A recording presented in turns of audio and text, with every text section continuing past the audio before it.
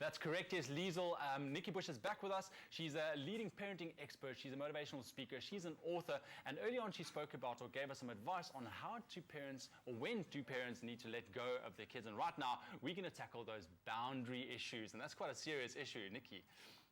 Boundaries. I mean, yeah. how do you go about setting boundaries and then, as a parent, not be labeled as horrible or ugly, or what's your take? You and the trend that I'm seeing today is that parents give their children enormous amounts of choices. And this can be an issue. So there's a fine line between being the boss and giving children freedom, because they've been born into a world with freedom of choice. But this trend can be a little bit destructive because children need to know where the line is.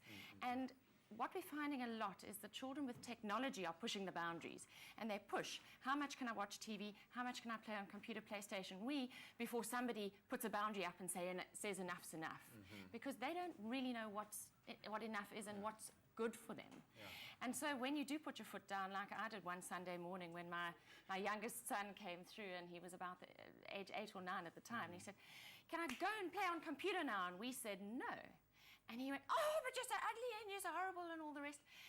Because, and he said, but why, but why? And we said, because today we're not going to switch on any technology. We're having a pottering around day. We're just going to be together. We're going to cook together. We're going to do all these things. And he really, you know, the lip dropped, and it was very ugly for a little while, for about half an hour. And then suddenly he went into a new space, and he came through and he said, can I have that little polystyrene container from under the rump steak?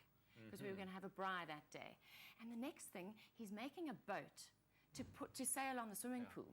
And so sometimes when we put the boundaries up, they become resourceful and creative with their time. But if you don't, they'll just be couch potatoes, and they'll just be working with other people's ideas on a screen. So there are some real benefits to putting a boundary up, to holding your line every now and again, despite the fact that your children might think you're ugly for a short time. But you know, parents are afraid to let their children get mad. Because they want to keep their children in a state of perpetual happiness, which, while we want happy kids, there are times when our children really need to be pushed a little bit. And the fact is that even if your child gets mad, they will eventually get glad again. So it's not a permanent state. They won't hate you forever. And sometimes it really is worth holding that line.